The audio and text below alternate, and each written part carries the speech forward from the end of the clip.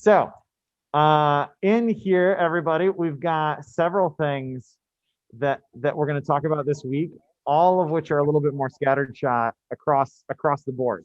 This is a week that's going to cover sort of this is our wild card week, or one of our wild card weeks throughout the class, where the goal this week is going to be for you to move your game forward in any which way that is best seeming to you. So that could be maybe you continue on with the Shipoko. It could be that you missed something and you'd like to get back to it. Maybe it's been a while since you've been in the metal shop and you really just want to weld some things. This could be a key moment to build that skill set, to collect a new badge that you missed on the way through some of those units, and to make progress in that venture. It's also a good moment if you're thinking about revamping websites or doing any of that sort of bookkeeping business. This could be a good moment to do that. This is going to be our only wildcard week, fingers crossed, where we're not going totally, or we're not going to have a lesson that goes along with it so much. We're going to do mostly show and tell, and so we're gonna have all of the pieces and parts to get ourselves on there. Yes. So you can go back and fix a project, finalize a project. This is a great moment for all of that. This is a good week for making that happen. I do have some slides. One of the things, and so this is like a moment to reflect, sort of think about what you've done, what it is that you've made, things that you're proud of, things that you want to know more about. And so this is going to be just sort of a weird conversation, and do projects that you've never started, that you've wanted to start, that you've tried, all those sorts of things. This is the moment for that. And so I don't want to drive for too long in the conversations, but I do want to give a couple important updates for the class, a couple of key details. And so we'll do some of that. First off, we're going to have these slides that are sort of inspired by last week's class. As you all know, the Gerber is brand new.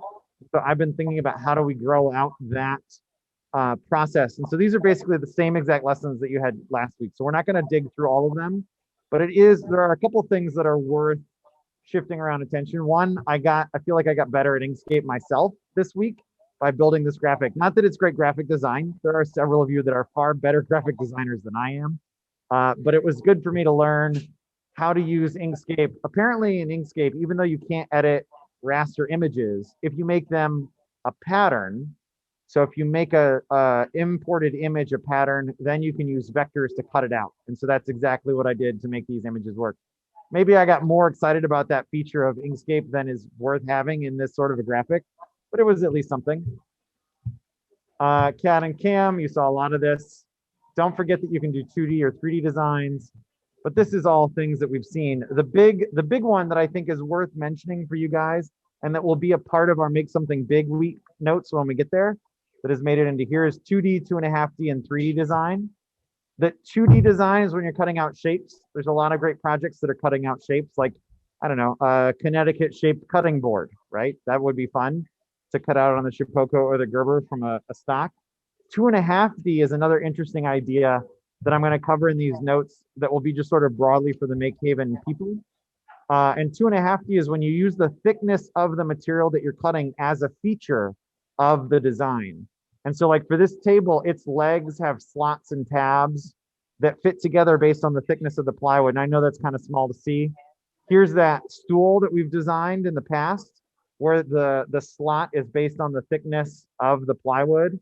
And then this is a statue. There's actually a couple statues like this around the world. This might be the one of, it's somewhere in Eastern Europe, I think. But this one is a series of stacks of metal, and I bet that's sheet metal that's welded together and polished rather than solid slabs of metal just for price. But 2.5D designs use the thickness of the material as a feature in what you're designing. So it's just kind of a cool way to think about things. Versus 3D designs, if you're thinking about how to 3D design stuff for a CNC, you would do, and Ada just walked in, good to see you. As for 3D designs, this is where V-carve comes in, and that V-bit is really a fun way to do it. But I have also cut out a mountain, like taken GPS data, turned it into an STL, and then that STL was able to cut through V-carve.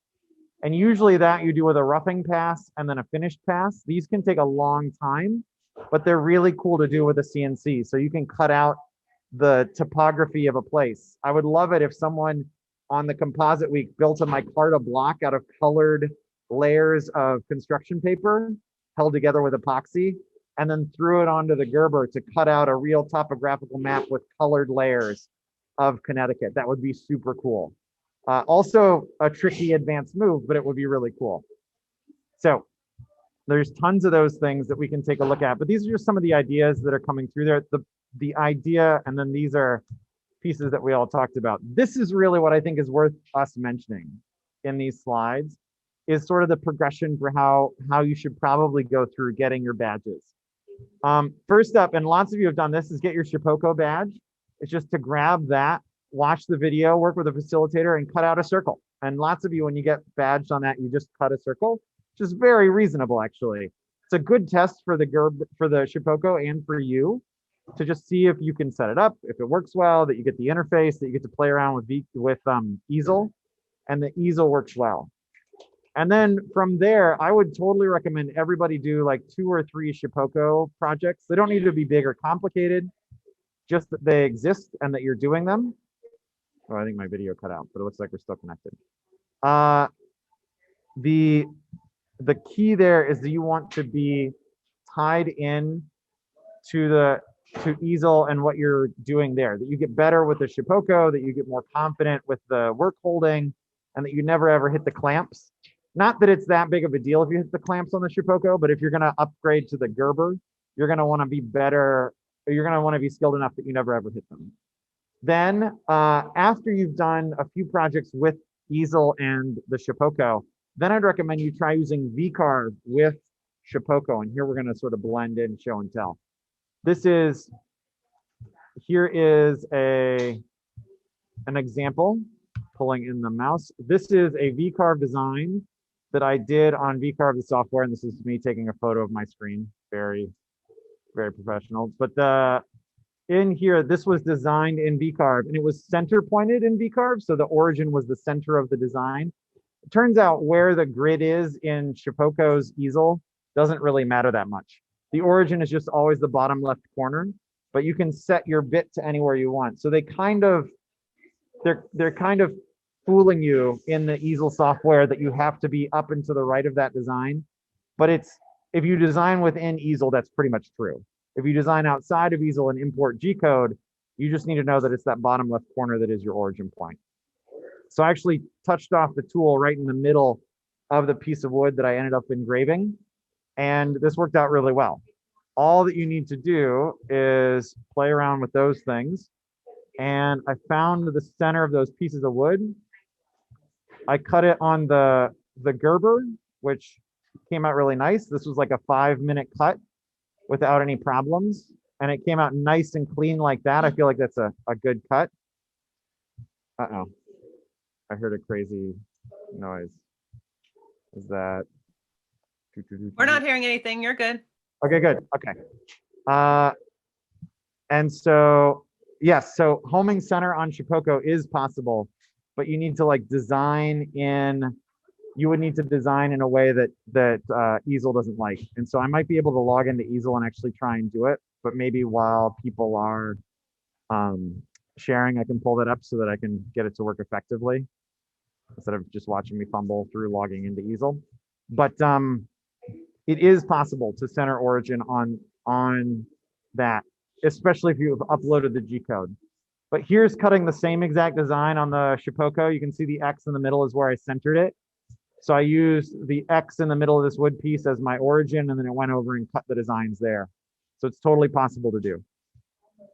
And then here's the 2 that came out. This one was on the Gerber. There was a bit of a burr on the end of my end mill, so I've got these lines that show up. And then these lines come from the fact that for about a week, we've had the wrong number of steps for Z motion on the Shipoko. We've since figured that out. It's a setting hidden way deep inside, and it just sort of randomly resets. And it shouldn't be a problem anymore, but it is something to keep in mind. I think it is a neat look. It's just not what was intended. If someone had been very specific about this is what I want from me as a business, as a way to like produce a product that they would want to buy, they wouldn't be happy with that. I think it's cool. And ultimately, this is going to a family member, so they like it too. It doesn't, once that's true, it doesn't matter. So, but it's an interesting trigonometry problem. I was using a 90, but we don't need to do the math. Let me not nerd out on math right now. The key here, yeah, you could absolutely design that if you wanted the lines. What I used was VCarve, and I told it I had a 90-degree bit, and it didn't go down as far as it needed to, so it did a series of steps. But if you were doing this, you could also probably do it with a square end mill and just do the roughing pass and not the finish pass. Heading back out, looking at these images, let's see, back over to here. In this case, here's sort of the roughing pass of that mountain, and you can see it looks topographical, right? Each layer is flat, and then there's a geometry around its side, which is pretty cool. Those are a lot of fuzz because this is cut into styrofoam. And then you come back with the ball nose tool, and it can get really fine detail across the surface. There's a lot of ways where you might want to have steps in, and so you can usually dial that in with roughing pass settings, which is cool. And there's a ton of different ways you can make these designs happen. So it's worth exploring like what features and details you can get. But back to this progression, here we are. So I would say once you're good with Shipoko in general and easel, then it's time to try VCarve and then import that into easel. And it works great. It lets you sort of isolate, by doing this progression of building skills, you're isolating out the weirdness of each one of them. Like first you've got easel and its weird web interface, and then working with Shipoko, which is not bad at all. It's actually a great product. I really like it. But you learn sort of the nuts and bolts, the core ideas of CNC work with that. And then the third bubble up here is where you learn VCarve. Like independent of learning a new tool, you're learning a new software. And then the fourth bubble is where you learn another new tool, the Gerber. And then the fifth bubble is where you sort of level up your game. You start to think about feeds and speeds on the Gerber. How do you do more advanced work holding? Like, can you use just the vacuum bed, or do you need to also put clamps on? Which, fun side note, probably only full sheets of plywood would get away with just the vacuum bed. But in any case, it's a good progression that sort of wanders you through those skill building things. And if you're thinking about what to do over the next week, I would definitely say that this is a good way to go if you've got nothing but time and smiles for the next week. If you're thinking about what to do in the metal shop, how do you get into the Tormach and the metal CNC? I've got another progression here, and this may or may not be what you're doing. I think Ada is going after this. I would still recommend you do Shipoko first, just because it's a nice, straightforward thing, but it's definitely not required in this progression. The Bridgeport is a precursor badge for the Tormach, and so you need to get the Bridgeport badge. There was just a class this week on the Bridgeport. So if you have that badge, that's sort of the grandfather, the grandmother of CNC work, where it's just the manual mill, you're hand cranking the Z, X, and Y axis to put them into the locations where you want them. So instead of giving a feed rate, you're the one manually cranking a feed rate, which is fascinating. But then we figured out that we could do that with motors to control those knobs and dials, and that's where CNC was born. So from there, the Bridgeport is a great manual mill. I would then definitely encourage people to get their water jet badge, because if you're thinking about building things with 2.5D construction, and welded construction very often is 2.5D, if you're building big, complicated things, it's a great tool to be able to use to cut all sorts of stuff. But if you're trying to build metal things, it can be that may be where you need to go. It also is CNC in the metal shop, so it sort of feels like it touches both realms. Then after that would be the Tormach. And I would say if you use the Gerber, the Tormach is going to be a great machine that feels like it's even easier than the Gerber once you've already done the Gerber. Not that they're pretty similar, but the touch-off process on the Tormach is really well buttoned up. Let's see. Oh yeah, and so for VCarve, this is an important piece. Yeah, there's a bunch of good questions relative to VCarve and Shipoko, and so I just wanted to get to these quickly. Let's see, I'm trying to find my cursor. The Shipoko can definitely handle plastic and wood, soft woods especially. You get to plywood and it's going to start to struggle a little bit more, but solid wood, especially soft woods, but hardwoods also, and plastics are going to work really well in the Shipoko. And VCarve does have a free tier license. We're going to push out information for that through the chat. I need to button up all the details to make sure that I'm not sending out anything that isn't there, but I don't think it'll work on a Mac. So it's a little bit sad there. One of the pieces that is available though is if you are on a Mac and you're using Fusion 360, there's actually an entire CAM suite inside of Fusion 360 or SolidWorks. SolidWorks HSM or Fusion 360, they both have CAM outputs. So you can do all of your CAM work there instead of VCarve if you're already in those networks. That's definitely a little bit more advanced on the software side. So I would recommend VCarve first if you've got both options. But Fusion 360 can directly do your CAM if you're interested. Those are all ways to do that.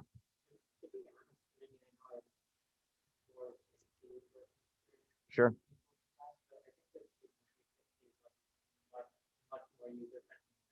Yeah.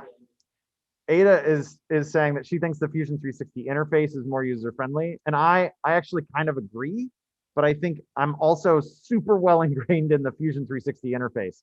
So it depends on how, if you're still learning Fusion 360, it may be a faster jump to get into VCarve. VCarve and Fusion 360 can both design for all three machines. I've put Fusion 360 CAM on the Shipoko, and I know it would go on the Gerber, and I'm positive it would go on the Tormach. Those are all available. So if you wanted to, you could learn through Fusion 360. You just need to be sort of good at Fusion 360 things already. But it totally works as another way to get through without needing to install VCarve. So those are all interesting software options that are going to lead to probably a diversity of solutions based on what operating systems you're using. But we can get there. Yeah, it's definitely a tricky thing. Plastic on Shipoko this week. And yeah, there's a bunch of different things. For plastics, you're going to need different speeds and feeds, right? It's not going to be the same as cutting wood. You need to make sure that you dial in your materials just right. And you want to make sure that you're able to remove all of that heat and all of those things so that you're able to cut that well. It's definitely something where you're going to want to look it up and make sure you've got the details worked out. Let's see, but that's sort of the progression. Then there's a few other things that I'm still sort of working on with this particular set of slides. I didn't go after it as aggressively as I do for our foundations notes, but I thought that it was neat to take a look. So there's some cool things to look at, and I'd love to get into the show and tell. So let me just hop over and show you what, let's see, show and tell some of these things. We've got all sorts of stuff. So in here, there's some, I don't want to steal anybody's thunder, but there's all sorts of weird things that we've been up to over the past week or so. One of the cool ones is I particularly like electronics, so it's been fun to play around with. These are solenoids from the back that you can make these solenoids move when you put them in contact, and so you get little motions that way. I really love making electronics move. I feel like it's a magical skill to be able to just command the electrons around you and get them to do what you want. There's servos and steppers and headers and all sorts of things to play around with. As we get going further and further, this is where hopefully we'll be headed, where we've got a stepper that's spinning around. Here you've got the little blinking things, and this is hopefully a skill set that we'll be able to make happen. But with that, I also want to not dominate conversation. What I'm really excited about this week is that we can all see what's going on and see what's going what everybody else's experiences are. The one thing I do want to share before we go, though, while I still have my screen shared, I guess, is this. So we have Kate and I have worked together to make sure that this is all buttoned up and then it makes sense. This is the schedule for the rest of the class, sort of a tentatively not rough schedule. So we're hoping that this is what we can keep to, that we can do all of these things. Let me make this a bit bigger because I know I'm on a big screen. And so we're right here in February 22nd. We're in full Wildcard. So this is without a real totally guided lecture. Next week is going to be molding and then casting after that. So molding and casting are coming over the next 2 weeks. And the facilitator for molding and casting is just phenomenal. The Julia is just an absolute pro. She's totally on point with these things. She's got strong idea or good ideas for what we're going to do. Next week would be a great time to make a chocolate mold if you want to make your own custom chocolate bars. And I have a sweet tooth, so maybe you do as well. Making a flat chocolate bar mold would be a lot of fun, and then casting could be a fun thing to do after that. You make your chocolate bars the next week. So there's all sorts of fun things that you can do there. Then we've got a sort of compactified unit 12, and there's a lot of things that can be unpacked here, but in this we haven't ever yet I haven't cut a PCB in MakeHaven. I'm working on it. That's what I'm going to be working on between now and then myself, trying to get that to work. But we're going to focus on how do you draw a circuit? What are the mechanics that you do for that? Not everyone will want to cut their own circuits in the space. Fingers crossed it'll work and we'll be able to do that. The Tormach is our best bet to make that happen. But it also, I think, is worth it just to go through the skill of what's the software that you use to draw a circuit. Because if you're drawing circuits in schematic and in design, you can also then order them from fab houses halfway around the world. So there's a ton of neat things to look at next week, or on March 15th. Then we've got our biolab unit that'll come after that for gel electrophoresis. For your own DNA, you'll take a swab out of your cheek, and then you'll be able to put it in a gel electrophoresis and watch your DNA spread under a high voltage, so you can see sort of the fingerprint of your own DNA. Or there's this really cool thing that came out of the Barcelona Fab Lab this week, where and maybe it's redirecting for a while. We'll come back to that if it loads. But the Fab Lab BCN, they have instructions about how to use your old coffee grounds to grow materials that would be your own coffee leather bag, which sounds really cool to me, although I have not done it at all. But it sounds like a fun thing to add in there. And there's a bunch of options like that. Then there's composite materials, where we'll do micarta, which would be layering up paper and epoxy, burlap and resin, servers and apps, where you will SSH or Raspberry Pi. That sounds like a fun game for everybody, where you use a terminal to control another computer. It's a great skill set.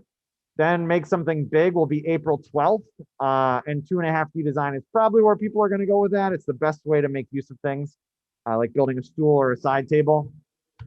Then servers and apps, we'll do this. I think if you're still intro to code, if code is not your commonplace wheelhouse, I would definitely say you build your own app with MIT App Inventor, which is really cool, or use Flask or Node to control an LED from a website hosted on a Raspberry Pi. There's a ton of cool options in here. Then user interfaces will probably be kind of a wildcard week, or you could advance your work from the previous one depending on what you're up to. Then we're going to get into group projects where there'll be some collaboration time, and hopefully we're building two or three different machines that are their own CNC machines, where we're building them from old parts of a 3D printer. And there's definitely a couple hanging out in the back of MakeHaven. So we'll be repurposing those to make our own possible machines. This is the tentative plan. And so there's a bunch of different ways that could happen. Then they'll be finishing that build. There'll be sort of multiple weeks allocated to those because it's collaboration. It takes a little bit longer. And mechanical design and machine design are worth having some time to talk about. Then the last bit will be our final focus, our push for individual projects. And so there'll be an applications and productions, like show how you would show off your machines and then we're going to show and tell the machines that we made as a group, but also how do you do sort of production level work? How do you make things more professional looking rather than a breadboard, which you'd never buy? I would never buy an Apple Watch if there was a breadboard stuffed inside of it. You want to think about how do you transition to having more professional looking products. Then business and intellectual property and income piece, which is definitely good. JR has said he's got some tips and tricks to add into there. And then June 14th would be our final project presentations. Also worth mentioning is Governor Lamont just made an announcement today that by May 3rd, this should cover absolutely everybody, all the way down to 16-year-olds would be first able to get their vaccines for the COVID. So it may be possible that we're all vaccinated by the end. I have fingers crossed for everybody. It's so exciting. That's big news. Also worth definitely taking a little bit of class time for. So there's all of that. Very exciting things on the future rise. But hopefully everybody got a chance to sort of key in, and Kate's totally got the link there. It's very exciting news. Uh, hopefully everybody got a few minutes to collect together pictures or ideas or stories about things that you have made for this big show and tell, to either showcase what you did this week, or in a broader sense, like what are things that you're proud of. And then several of you I know are artists. It may be that we end up pausing recording if it's like property that you don't want to have shared and out in the recording.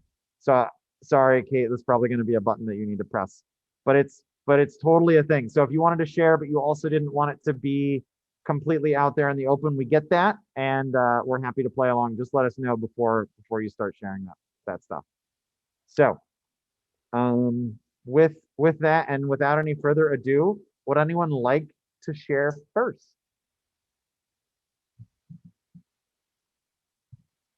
We've got Aaron who's unmuted. Does that mean Aaron wants to go first? Sure, why not? Excellent. JR, Corey, can you stop your share so we I sure will. Awesome. Okay. I definitely had a bit of a rabbit hole experience in the last 24 hours, which is kind of fun. Let me see if I can get this picture working. 1 second. So the Shipoko is something that I've looked at many times, but I never really like thought about playing around with it too much. And then last night I got badged on it. And for you guys remember, like earlier in the year, I think I was making some moss wall stuff, and I got sort of on this idea of what if I could essentially cut out channels in a piece of wood and then inlay preserved moss in it, that I could maybe like do some cool stuff like that. And I was like, well, like English would be one thing, that would certainly be easy, but it would be fun maybe to get like a little multilingual with it. So what I did is I took some Arabic, and I was curious at how it would translate in easel. And it was actually kind of serendipitous because I was like, okay, clearly I can't actually see it because it's so fine that I have to adjust the settings to get it to work. So I learned a little bit more about bit size, and of course then there's like the time ramifications. And then I got to thinking, like, probably should simplify this instead of going for something that's going to take 2 hours to cut. So in the process of thinking that, I know for a fact that I can make this easier. Initially, I just wanted to chop out all of this, but realized that the outline makes a lot more sense. So, but what I've thought now is that there's actually some additional elements to this design that I'd like to that I would like to incorporate. So it took me a second to sort of get situated. Now I'm starting to have some additional ideas on how to make it actually more than just the Arabic and make it really cool. And then I've taken it like a few steps further in my head. This particular word it refers to like the highest heavens. It's a bit of a concept. It's kind of out there.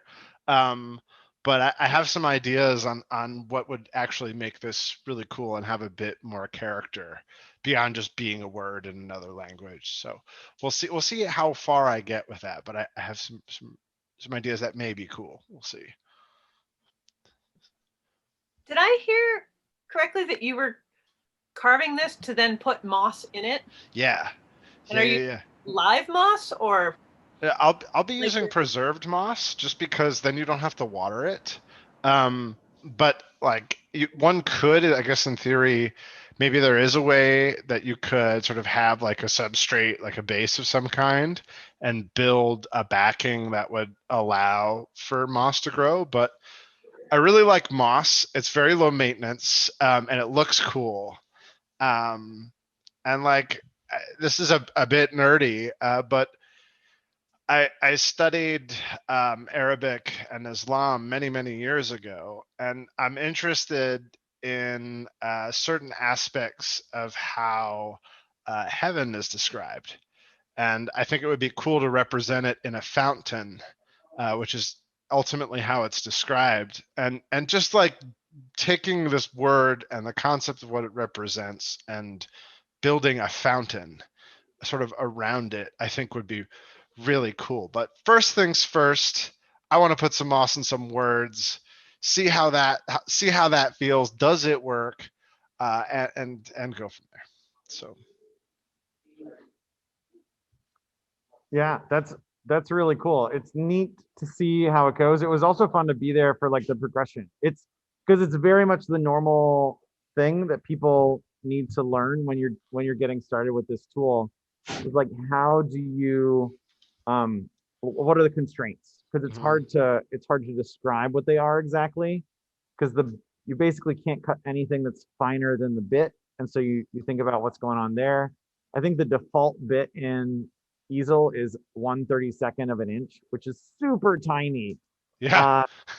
Uh, and makes you think that like you can make anything. Like 1/32 of an inch is about a toothpick width You could of make an end. anything in 3 hours, right? Yeah, you can't. It just takes a silly amount of time. And so it's really cool, but ultimately, like all of my designs, I want to sit for less than an hour for them to happen, basically, if I can make it happen. I need to be really committed to want to sit by a machine droning on for 3 hours to do something. So I think it's also worth saying, and I'm reasonably sure at least most of the people here have way more experience with the Shipoko than I do, but like easel blew my mind. Very, very, very easy to use. The introductory instructions were like, oh man, like I could know how to use this in a little bit. Like it felt super accessible, and that in and of itself was super exciting. So yeah.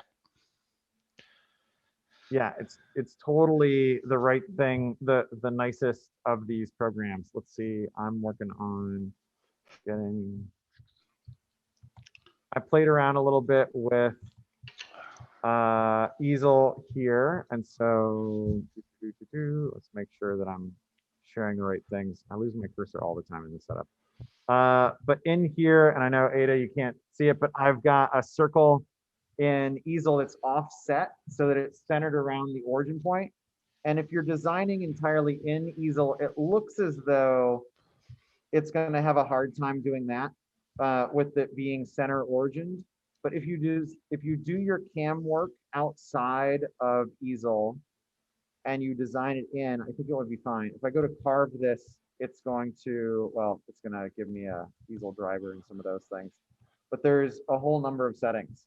So in here, these different settings of different pieces. It's definitely, easel hides this well, but this is totally a factor that you want to take into account is what size bit you're going to use. And a big one that the 1/8 inch end mill is what's commonly used, but you can fit up to a 1/4 inch end mill, which is definitely where I gravitate. It's the biggest that the Shipoko can deal with, but I feel like it makes your life much faster. Oh, that's for the roughing bit versus the detail bit. Yeah, that the roughing bit can be a 1/4 inch. So you can play around with these things. These are all different details that can be worked out that you can make happen. And so a roughing bit and a detail bit is a great, like the fact that they make this so easy is just great. It's just wonderful. So let me stop Great. sharing.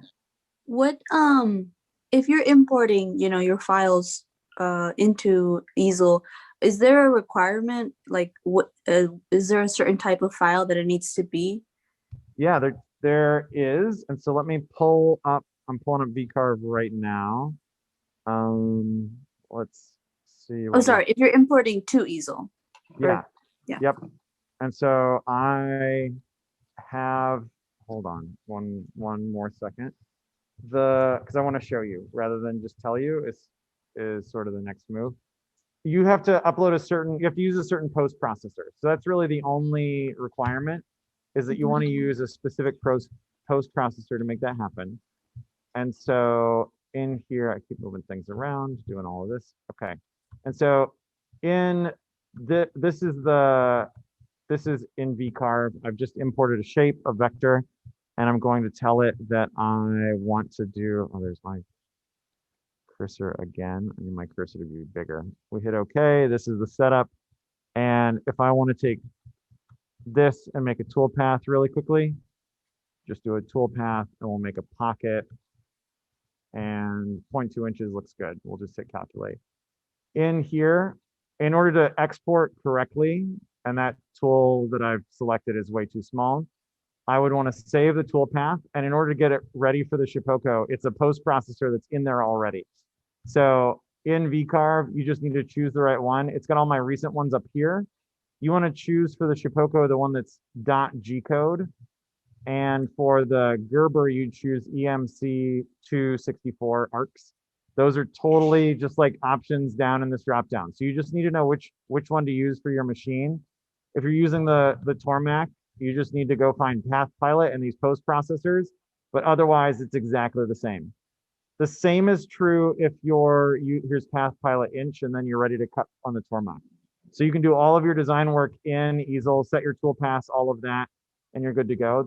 It is a little bit more complicated than that though. Like if I come back in here, you'll want to select your tool. And when you select your tool, there's a couple pieces that are in play. One is what material are you going to be cutting? And so if you choose softwood, the settings get bumped around over here, but I would choose your end mill. And then you can also choose your machine. And right now I have the Gerber set up. I've been sort of working in the background on what speeds and feeds would be appropriate for these commonplace tools on the Gerber and on the Shipoko. So trying to get that so that I can have solid recommendations for speeds and feeds for all of these, trying to button those up so that it's going to work well. I'm not quite there yet. If anybody's got good recommendations for these different tools and settings, good experiences that you've had, it'd be great to collaborate and bring those together.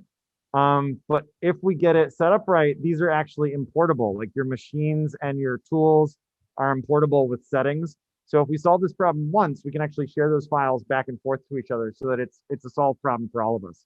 It's definitely worth the energy investment to figure it out and to keep some notes as you're doing, because you help everybody at MakeHaven from doing that.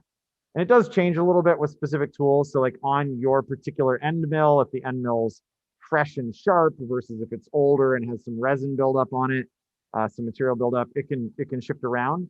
But to have good general suggestions here would definitely be a good move.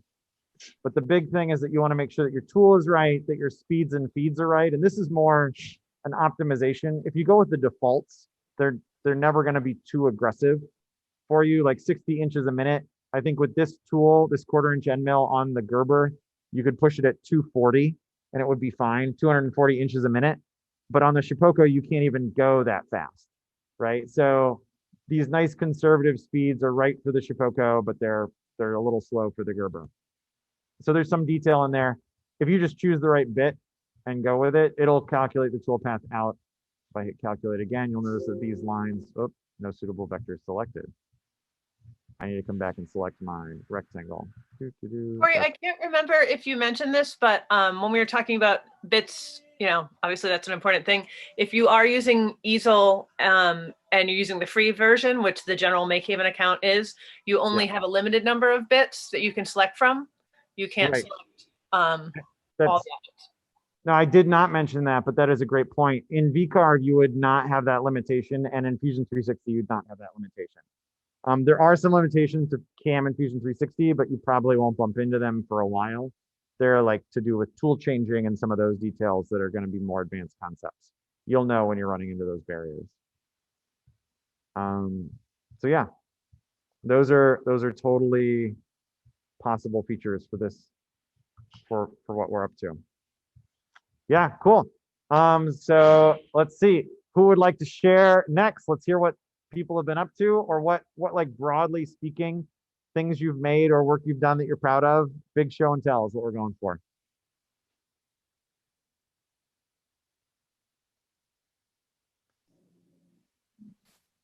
I don't have too much, or did someone else want to go?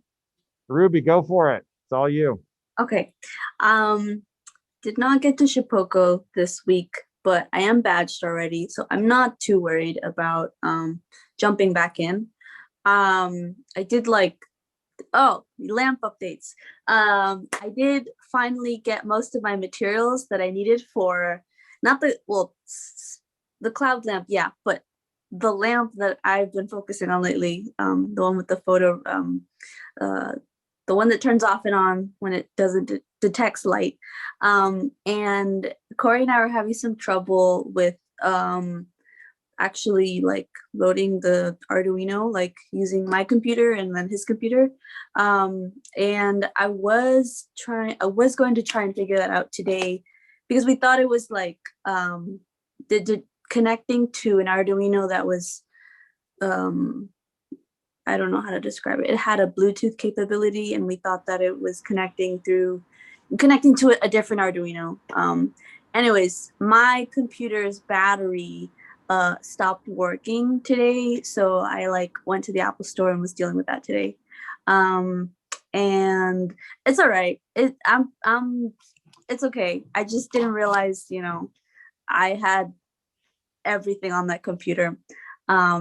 That emotional attachment, you know, which is kind of hilarious because it's a computer. But anyways, I'm gonna have to be creative this week and figure out what I can get done. And that's fine, it's whatever. But anyways, this week I finally learned how to use the heat transfer vinyl, and I feel like I'm a pro at using the vinyl cutter, and I'm super excited about that. But I made these aprons for this print exchange that I host yearly, and I made aprons for every like person who did it with their name and stuff, and I like changed up the logo, and like, so this is like a cotton apron, and I used the black vinyl that was available at MakeHaven, and they came out great. I'm so happy with how they came out. And then besides that, I was playing around with the laser cutter, and I want to engrave a picture onto like a regular piece of paper, maybe not like an 8.5 by 11, like regular, that's really thin, but maybe some sort of thicker paper. Anyways, I was figuring it out, and I did share that on the chat, in the Slack chat, and I kind of figured it out. I maybe am gonna play around with it a little more to see if I can like separate my image by like I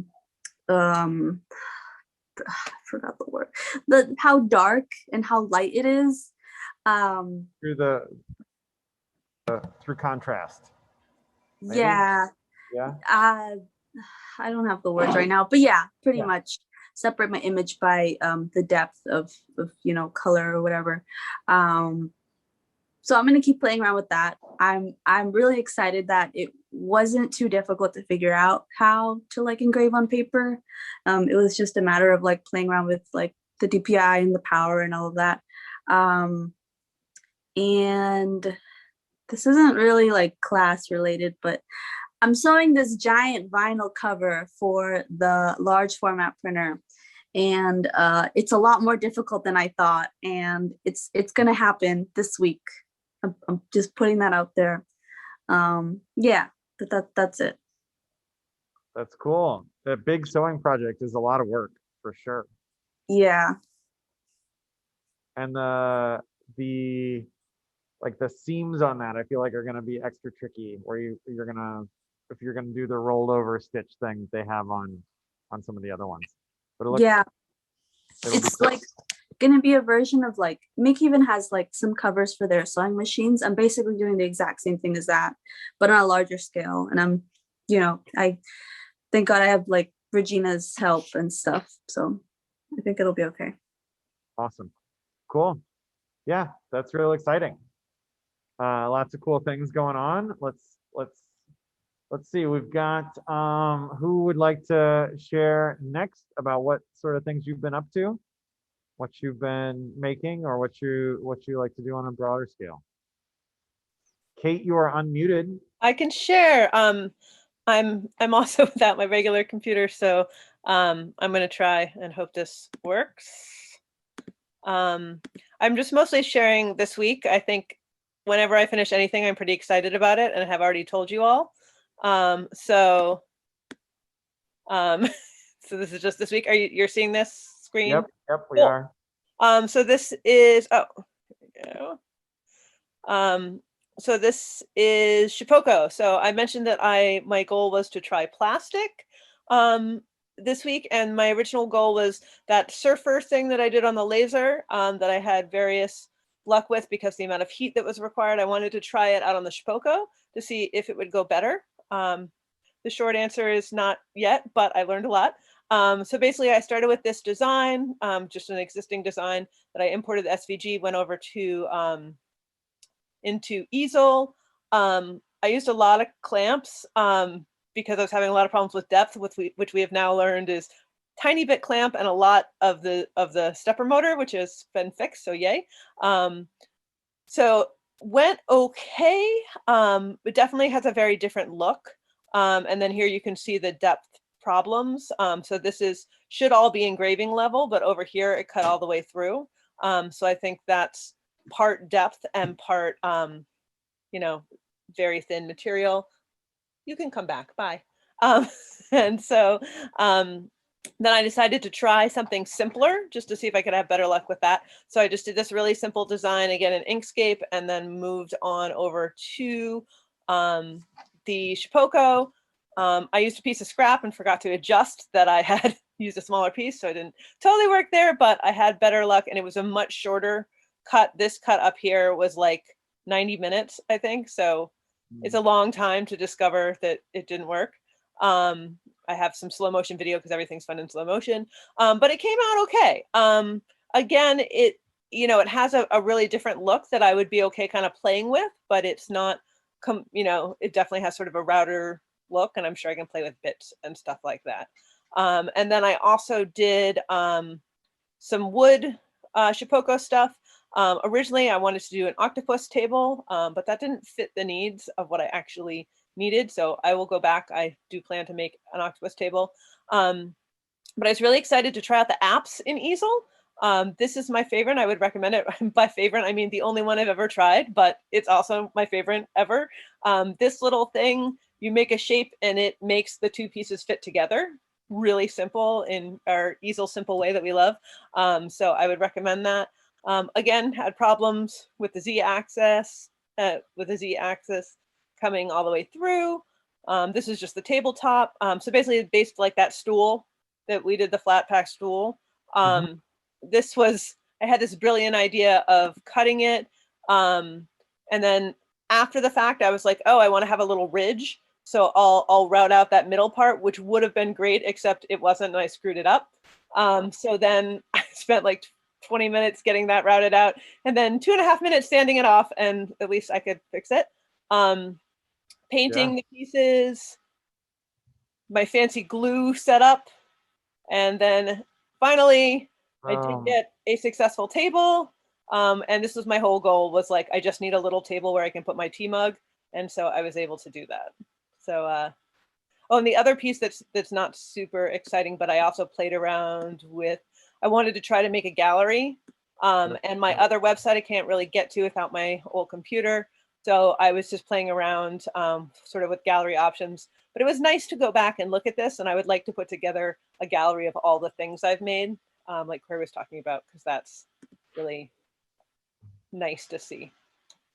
Yeah, I feel like it's self-encouraging when you're having a rough moment and you're like, how did I do this in the past? And you're like, oh yeah, I did things in the past.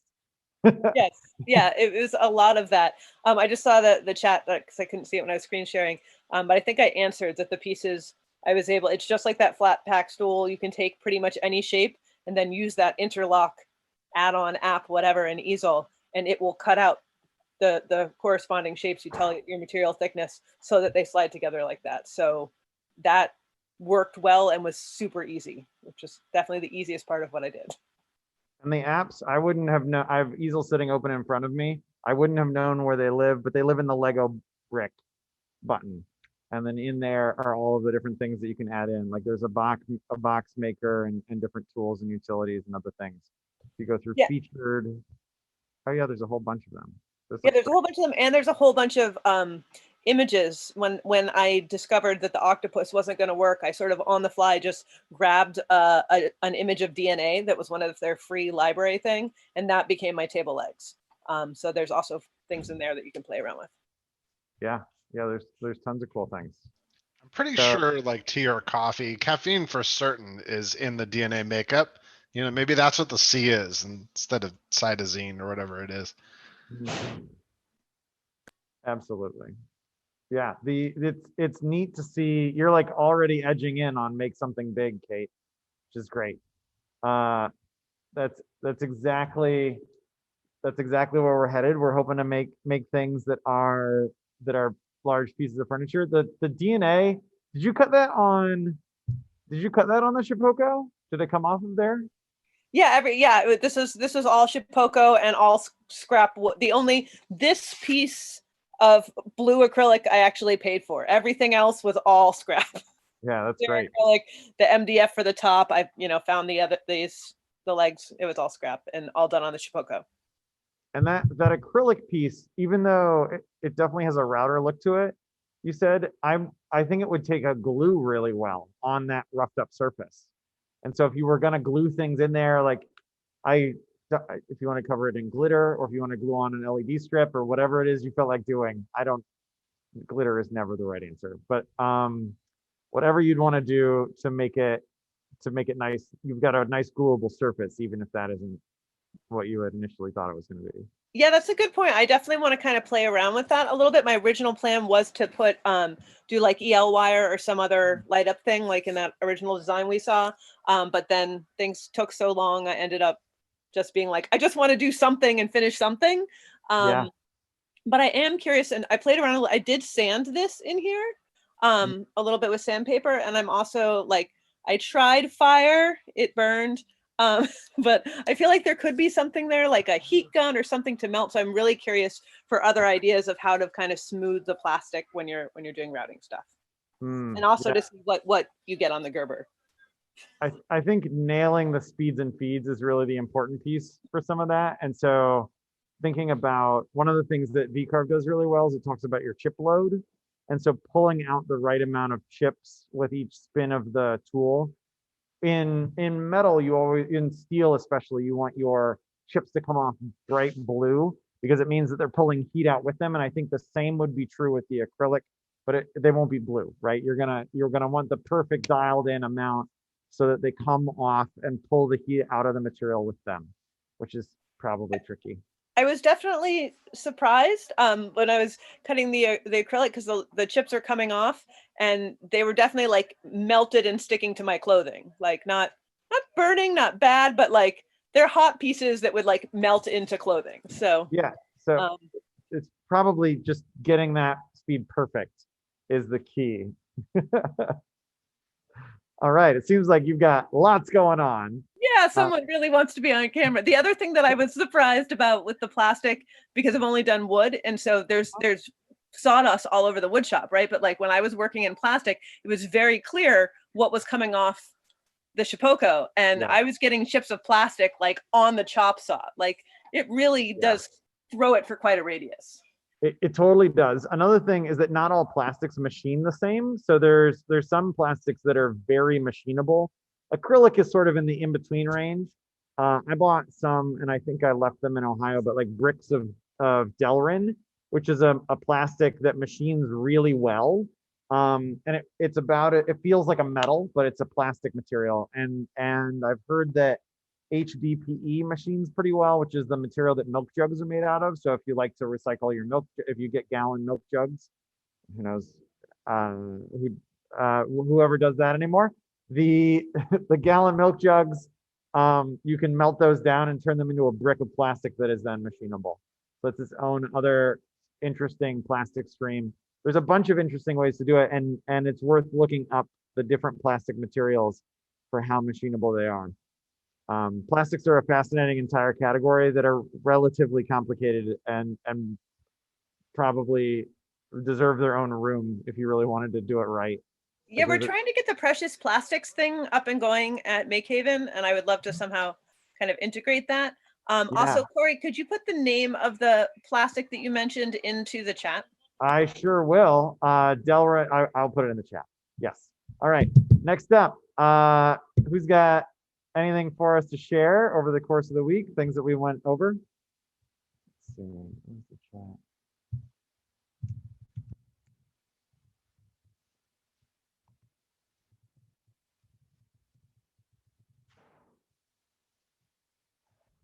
Oh yeah, Lila, you can tell us about your rug.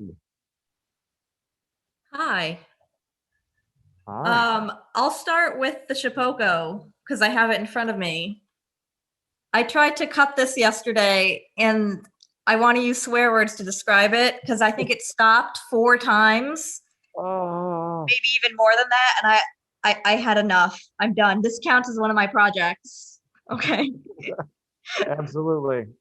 So I put your bit back on the shelf. Thank you for letting me use it. But I wanted to make like a little sign, and I am gonna try to do it again.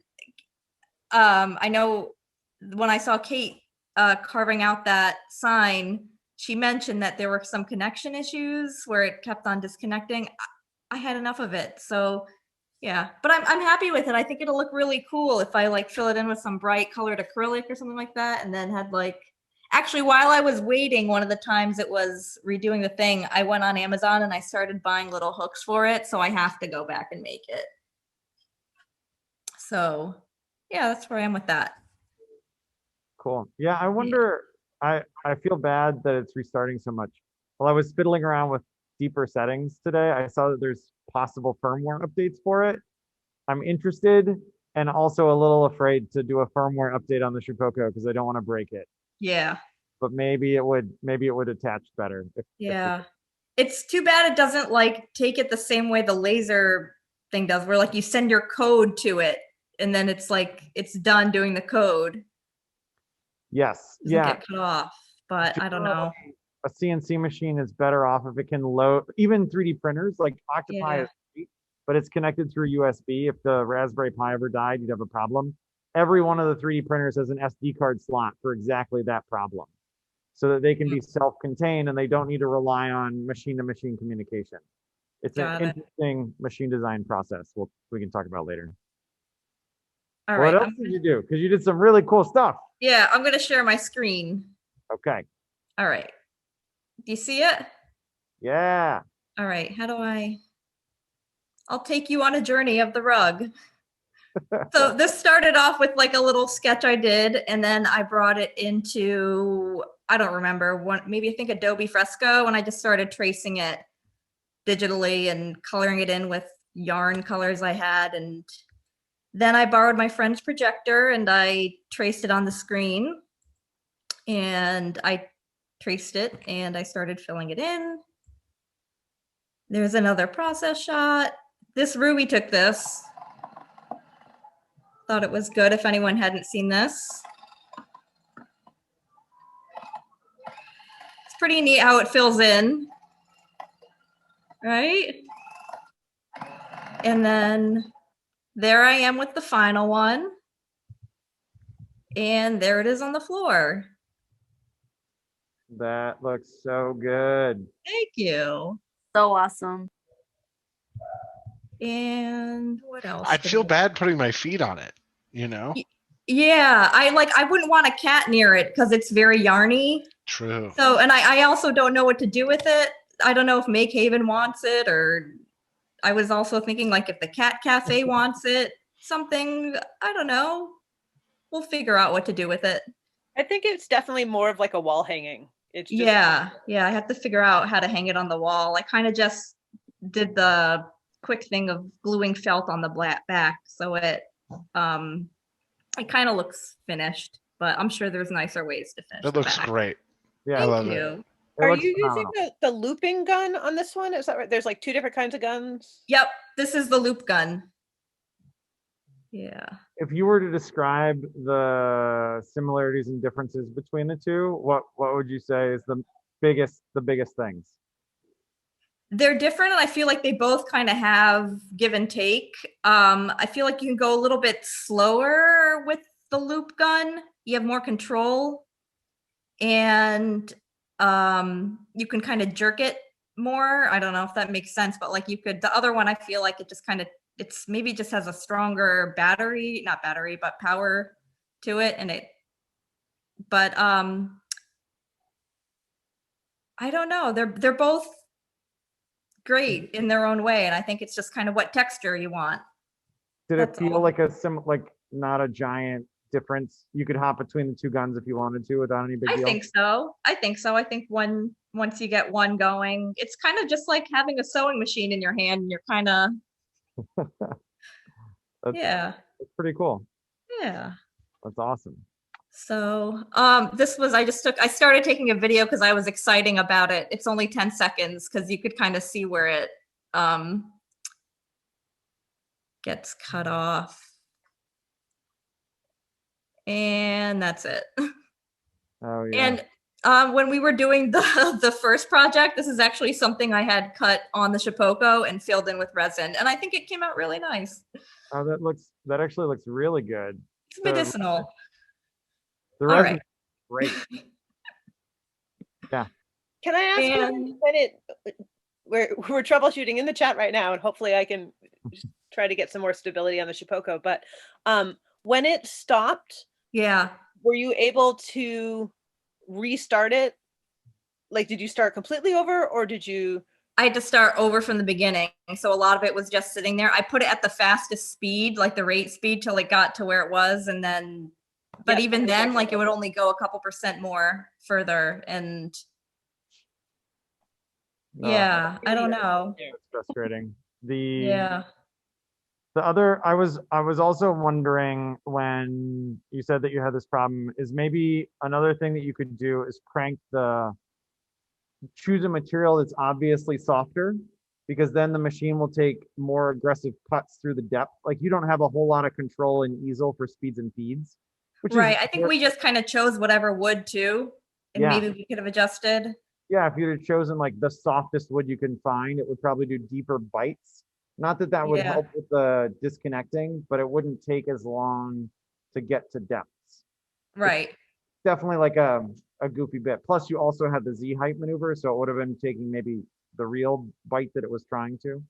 Yeah, that's why even like when it started going faster, I thought like the speed was fine, so I let it kind of go fast in the wood, but it would still, I don't know, it just would stop. So Yeah. whatever that is. I think an Ethernet cord would hopefully help stabilize some of it in terms of the connection to the web. Right. And so we were chatting about that while you were sharing. And then, yeah, hopefully maybe a firmware update would really actually solve some of our problems. And there's also a driver which I downloaded that needs to be updated. Oh, cool. So That- I'm asking the facilitators to assist with that, and we'll see if we can get that better. Sounds All good. right. Yeah. That's awesome. All right. So let's see, we've got a couple more people on the call. If anybody wants to unmute and share what you've been up to.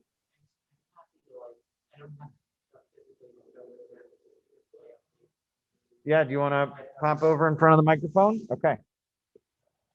Go for it. Hey guys. So I don't have much to show physically from this week, but I've been doing a lot. So I realized a few extra details that I really ought to have CNC'd into the pieces that for my nightstand when I originally did it. So I'm actually going to be doing a new cut for that. I haven't been able to do it yet because I need to get the plywood. But I've been redoing the tool paths to accommodate those changes. And I know a hell of a lot more about it now, so that should go smoother. And I cut the second set of the legs for the top tier of the nightstand, and I got badged on the bandsaw so that I could finish those off. And I got badged on the Bridgeport, which is, because I'd like to do some of the CNC milling for the copper fixtures on the table with the Tormach. So I think that's it. Yeah. Yeah, you're racking up those badges. The Bridgeport badge, I feel is no joke either. It's one of the weekend Sunday classes with Chris. It's a big machine. It has a ton of force on it, which is really exciting and a little scary all at once. But it's a prerequisite badge for the Tormach. So Tormach CNC and Bridgeport sort of manual milling are both available options.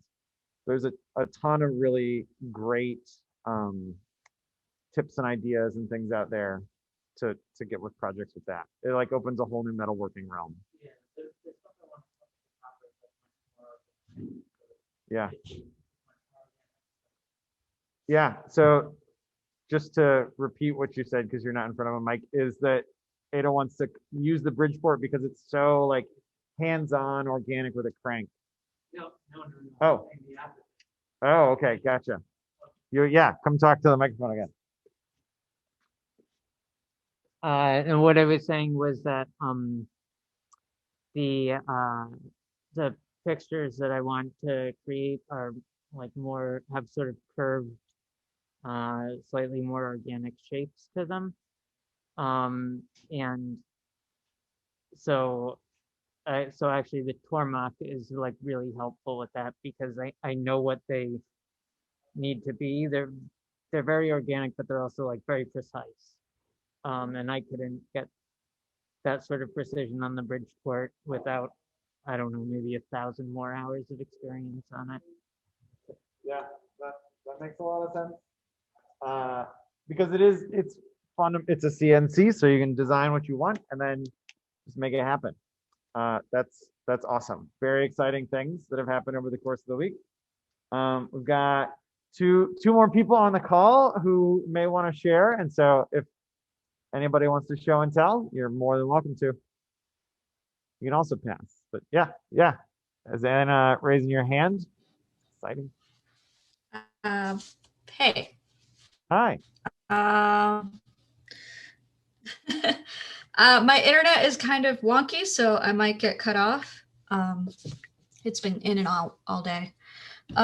So I got badged last week, well, the week before. And then I went in last week to do some tests on it. And I used the communal bits because I wasn't sure what I wanted to buy or what I needed to buy. So I did like a test file, and it's telling me my internet connection is unstable. You're all good. We can hear you pretty much. So I did. So I took a piece of scrap wood from the back room and I did just a simple sign, like just letters that said Mansfield Manor. And the first run was with the bit that was on there that was a 1/4 inch bit. And as you can see, it did not perform well. I thought it was that the piece wasn't level, but then I went with a level and I double checked everything and it was completely level. It was just that bit was apparently not installed correctly or something. So you could see like it's barely traced here and then started to engrave here. So I took the bit out. I used a different bit. Ada actually helped me pick out another bit. And then I did another pass, same thing. And then that was much more successful. The only thing is that this would, the letters were a little too close together. So I'm going to see if it can show you. So it tore up some of the few, like the top layers of the plywood. And this is like after I sanded it, so it still doesn't look great. So this was just supposed to be a test, but then I kind of started thinking that I actually wanted to make a real sign. So I'm going to attempt to share my screen. Yeah. Let's see if this works. Yeah, plywood top surface is rough. It tears off really easily, especially if you've got a super thin veneer layer. So Ooh. I went back into Illustrator and I redesigned what I made in easel. So the file's actually sized to the size of the red oak piece that I found in the back room. And then the idea is to do kind of like a rounded rectangle cut and then basically carve out all of these details. Originally, this was the font that I wanted to go with, but then I was like, let me keep it a little simpler. Just because I didn't know how the Shipoko was going to react with all of these little details. I much prefer this font, but this one I think is probably going to be a lot easier for the Shipoko to handle. And then I kind of made all this from scratch.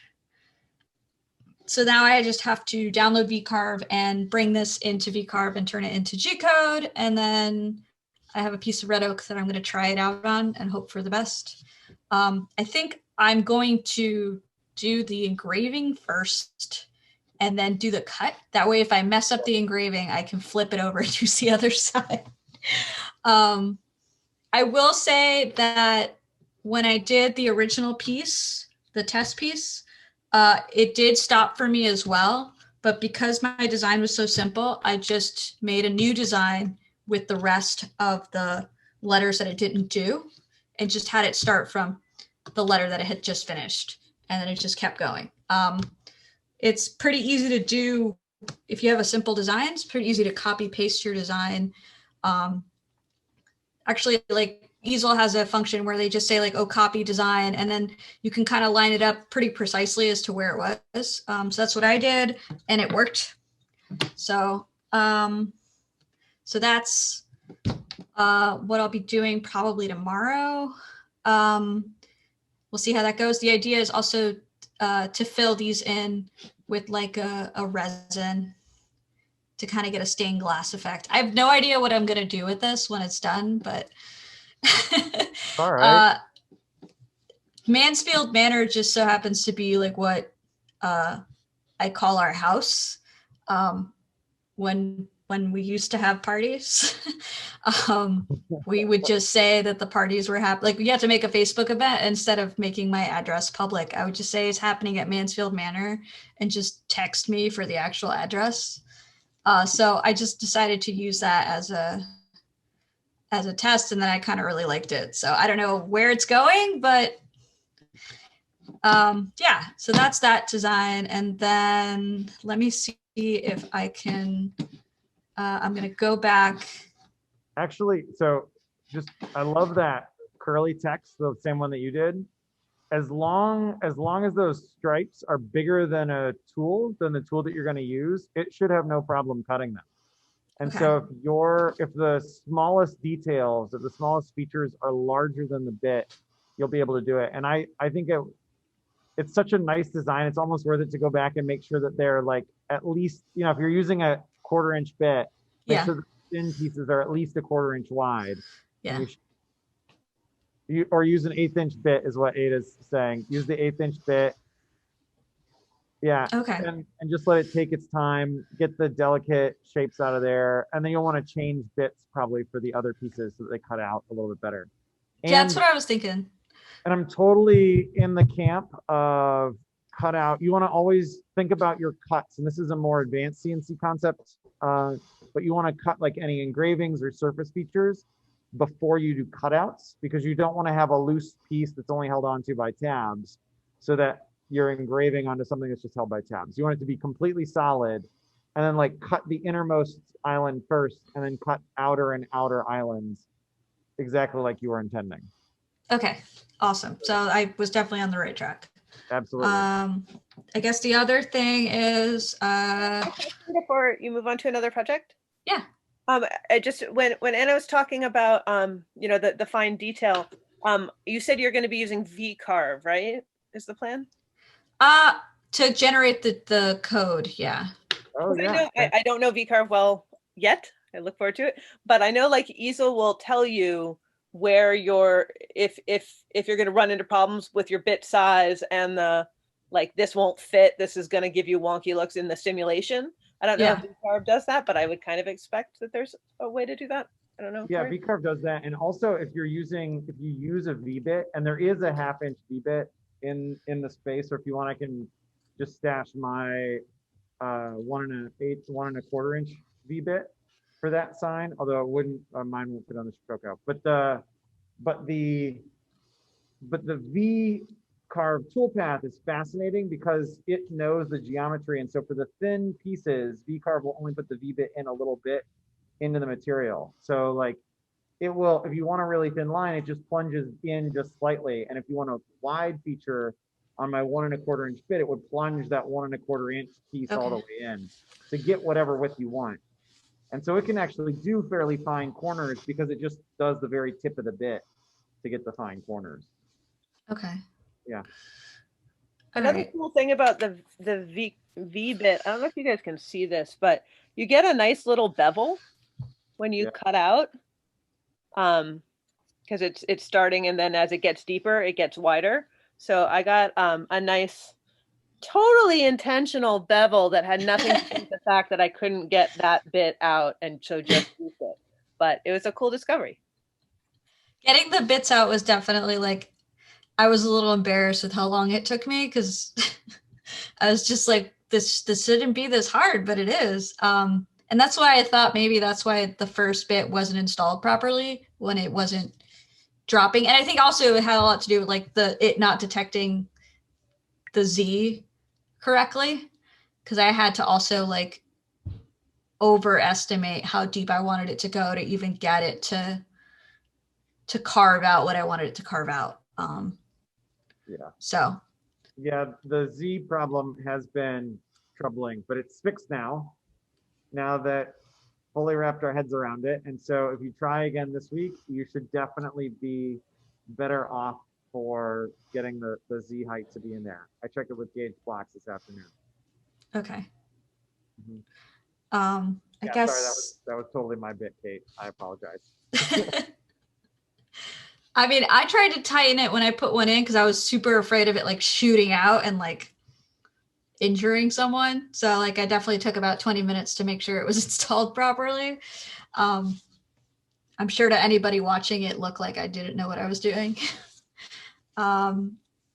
It's the right move to be sure that it's in well, but the Shipoko is not any more dangerous than a regular hand router, I would say, in terms of the bit and tool holding there. It's just like the same amount of danger. Okay. So that's the Shipoko project that I'm working on. And then I was trying to do some more work on my 3D printing project, but I couldn't get my file to export. So I ended up printing a version, so I was making a series of forks that I wanted to 3D print. But I found one on Thingiverse that I was just going to have the printer just test run. So it's like not to have it be done in the half hour that I needed it to be done in. I shrunk it down. So now I have like a very tiny fork. I love the tininess of the fork. And it's like very fancy. Ooh. My partner says that it could be a pickle fork. Sorry, a caper fork for capers. I feel like that's a fork that belongs at Mansfield Manor. Yeah.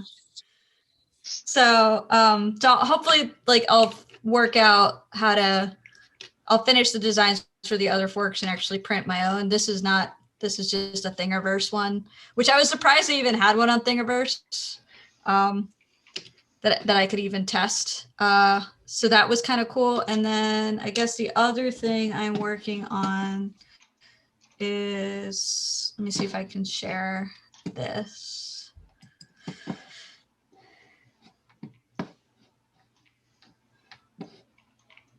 Okay, we're gonna try.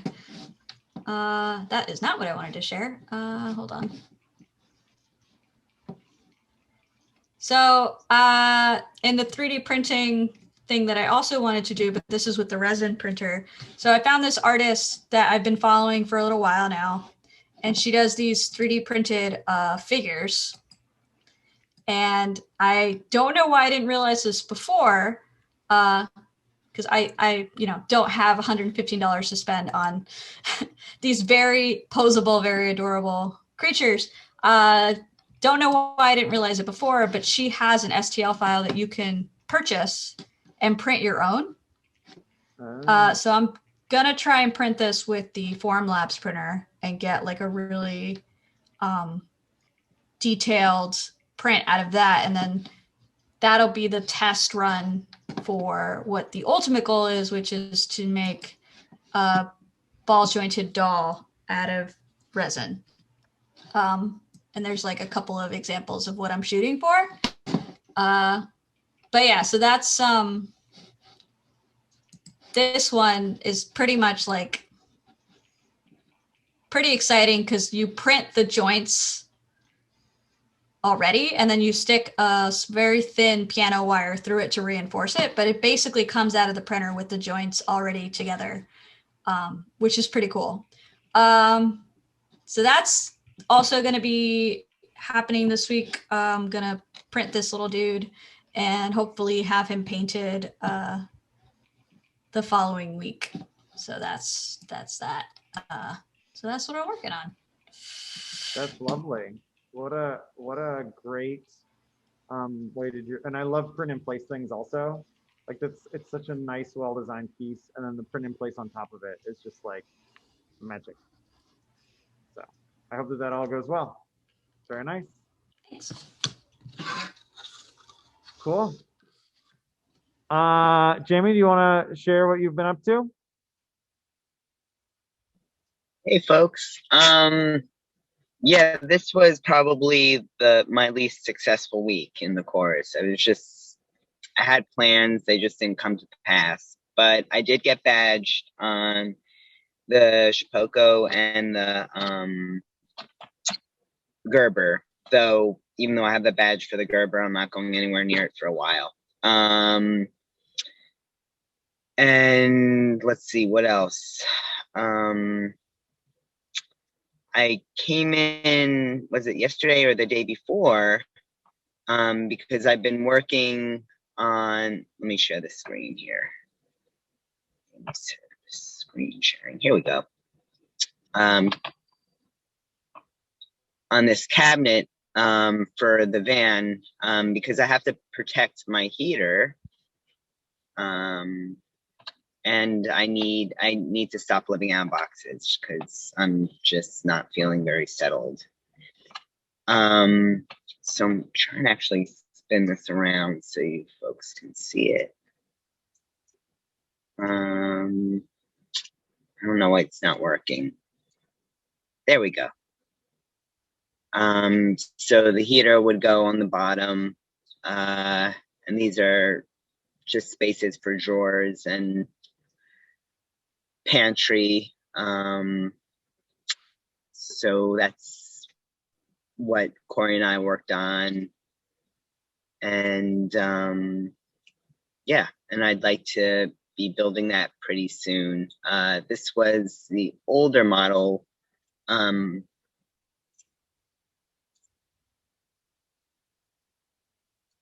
So you can kind of see there's a difference. And I guess this week I had success in just getting a little more comfortable with trying to stop the screen share. Should be. There we go. Yeah, just getting more comfortable with Fusion 360 because it's, to me, it's as frustrating as Photoshop was 20 years ago. Now it's like one of my best friends, but we started off rocky, so I have to keep reminding myself that with Fusion 360 because it's just nothing like any other program I've ever designed with. It's there are just little tricks and things that still don't make sense to me, but it's slowly kind of getting it, and I feel like I got a little better with the constraints and everything. And this, I don't know if you can see it, but this is the heater. Is that visible? Yeah, I can. Yeah. Yeah. So that's going right now. I'm warm in my van, but yeah, I just want to kind of cover it up, and because when I'm driving, I have to make sure things are put away so nothing bashes into it when I hit the brakes, because I installed this thing and it took like 3 or 4 days to install. And it's not just like a heater that you can pick up and move. I had to drill like a 4-inch hole into the bottom of my van. It took like a whole day just to figure out where to do it so I wouldn't hit anything under the van, and then make sure it fits the whole design of where like the furniture and everything's going to be. Plus it's like, it was really expensive. It was like, yeah, that was like something I really thought about before I got, but I'm really happy I got it. It runs off of my gas tank, and it uses very little electricity, like 27 watts an hour, which for a heater is like nothing. So, and it uses very little gas. So like it works out financially better in the long run, but it can't get hit because then I'll have a hole in my van and a very expensive paperweight. So the next project I think is to just build this cabinet. So I have to figure out how to get plywood sheets down there. I think I have to cut them in the garage, and then get them to MakeHaven and just start building. Yeah, it was interesting while we were working on it to think about the ducting also. Like in addition to being a cabinet with drawers and pantry and some storage, there was so many functional pieces to that design that added complexity that is definitely worth focusing on. Like you had to think about cold air return and then exhausting heat and all those sorts of pieces moving through the space. So there's a ton of different features that had to be added in that I feel like you nailed it. Yeah. Yeah, I mean, I do like that design. I'm having some condensation issues that I didn't think I would have with this heater and with my with the insulation I chose.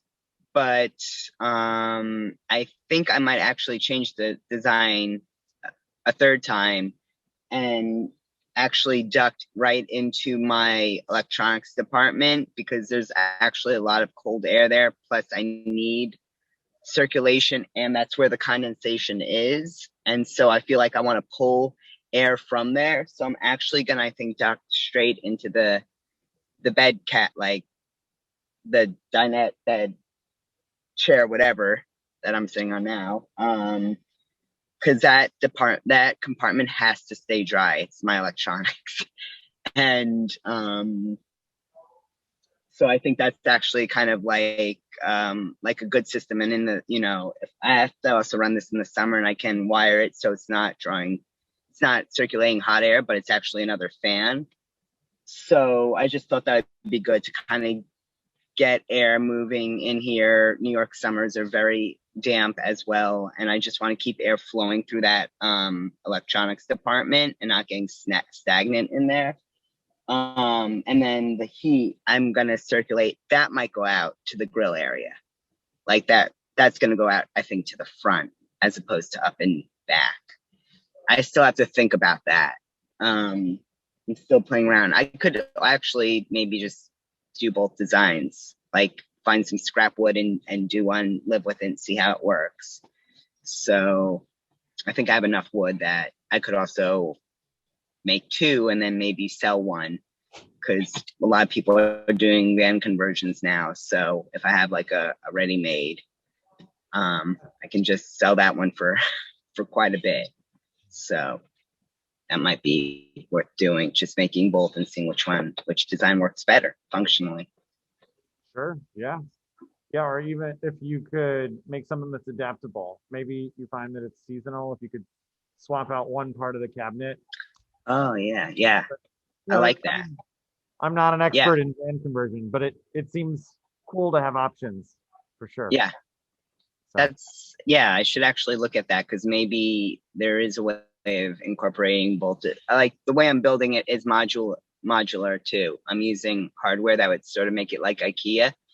So I'm using metal cross dowels and other things so that I can take it apart and put it back together whenever I want.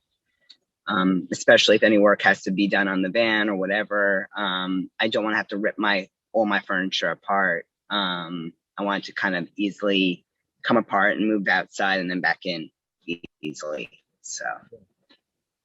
And I think a couple of things that were really cool about our discussion in doing that design was also, there were two pieces that I thought was worth it. One is that we started with like pen on paper sketches, because I think that I'm deep enough in the Fusion 360 universe, I forget about the process of, if you're not already totally fluent, and there's some of you that are completely fluent in some design softwares that I am not good at, but if you're still gaining speed in Fusion, hand drawing a picture that you then use to do your design from can really help make the Fusion process go better.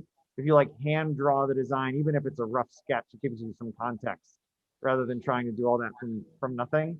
And then the other piece that was really good was that we did a lot of the work for all of the design of the chambers with one sketch on the front, and then did multiple extrusions to sort of pull in the flat sections and pull in the vertical sections, and tried to pack a bunch of information into that sketch that was the front of the design. Are you pulling it up? Yeah, I'm getting it up for you. Yeah, it was neat to try and put all of that information into that one area. Like, and thinking about Back ways here. that you can model. Yeah, so there's like the cutaway for the vent. And so we tried to put as much of that in. If you open up the sketches, also I think would be really helpful to see. The sketches, like, they have topics and they sort of contain all of the information of that area. Like the cabinet front really contains information about what's there, and you're trying to representatively show all the different pieces and parts. And look at all those constraints on there, right? Each sketch has its own job, right? And so sort of thinking about it, and how do you express the geometry that you want to have with a series of sketches and jobs and things that you can go with. So yeah. It was definitely. And oh yeah. Do you want to finish your thought there? Oh, you're good. Oh yeah, I was just gonna say the difference between what I started with was, and what Corey like showed me, just taking our sketch and then using that, was that I actually started from the top view and just extruded up, thinking that would be easier, and then started wanting to sketch on the side after I already had some like main bodies, and that was just a mess. But doing it from the front like this, and just the ways he showed me how to do these constraints really quickly, to kind of get it together, and also be able to change it in scale, and just seeing those relationships was really helpful, and felt way more intuitive. So yeah, there's definitely a strategy that in how you want to build, or how you want to design built things like this, where you try and pack information into a sketch. Or at this point, I like to put information into a sketch and then use that for multiple extrusions if I can, so that I've got a sketch that represents like what I would have drawn by hand, and then sort of pop those things into existence from there.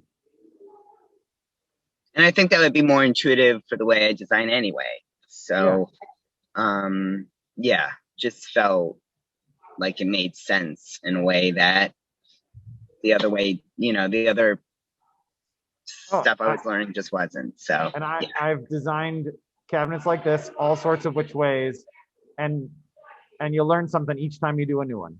Like, yeah, absolutely. Yeah. Cool. What I love about this one is it has like the ducting system actually also like is perfect for like just all the spices, because I was thinking, where the hell am I gonna put salt and pepper and other condiments, and sorry, I'm trying to get the body up. Let me finish the sketch. And yeah, so this area right here is kind of perfect for that. I'm gonna have sliding drawers in all these areas. So yeah. Yeah, it's cool. That's awesome. So we've we all did a ton of stuff this week. There were so many things that we did. Anybody have ideas for what you're gonna do with the wild card? Like, you know what you absolutely know what you're up to? I want to know what you're all gonna do. I think I'm gonna try and do more Gerber and then finish those slides and then maybe try and cut a circuit board if I can wiggle my way onto the Tormach. But let's see. Anybody else? I want to condense, like, get all my pictures and materials together and just like set it all up such that I don't want to just like put it all up on my website, but I want to think about it all and then be able to do that very quickly once I decide how I want to do it. So, and I would really like to do more Shapoko stuff. I think that'll be really fun. And Kate, thank you for showing that plastic. I've never made anything with plastic before, but I think it would be like really incredible to not just buy plastic, but to make something with plastic. So cool. Yeah, there's plastic is its own whole realm of things to make with. I'm happy to, as I put in the chat, happy to share my little bit of experience. And I also recommended member Ben as someone who I talked with, who gave me a lot of good information about plastic. And also there's a member, Semi, who I haven't seen around in a while, but did a lot of Shapoko plastic cutting with different kind of plastics with a lighter, like basically detergent bottles, which I'm really curious about. Along those lines, some larger goals that I don't think I'm going to be able to get to this week, but that I would love to get to this year are, I would like to get badged on the precious plastics oven. And I would like to use the water jet to cut glass. This week, I think I want to learn V-carve a little bit. And also I want to try the acrylic bender because plastic and it looks neat. The acrylic bender is a dream. You're gonna love it. And then go get the FLIR thermal camera so you can like watch it heat up in real time. That's what I use to make the dust shoe where I bent the 90 degrees. It's great. You're gonna really like it. Let's see. Anybody else have concrete plans? Do you want to? Yeah, you want to come over? Sure. Sure.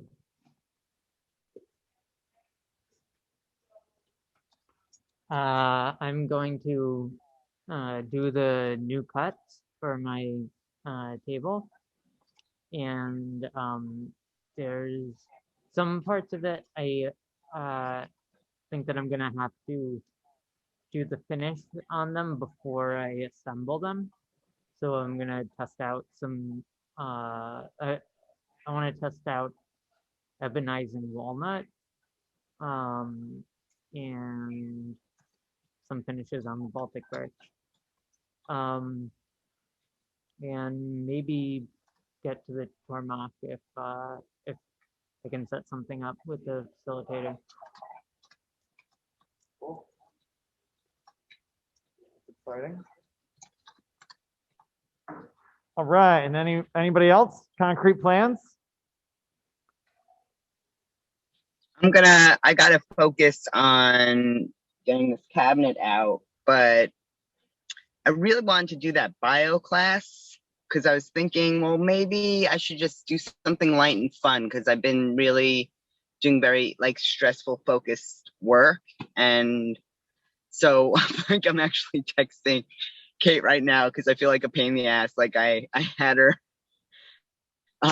sign me up for tomorrow, and now I'm thinking, shit, but I need to do welding again, and I need to build this cabinet, and I need to fix this leak in my van. And so I just feel like there's never enough time for all the things that I want to build and make. Yeah.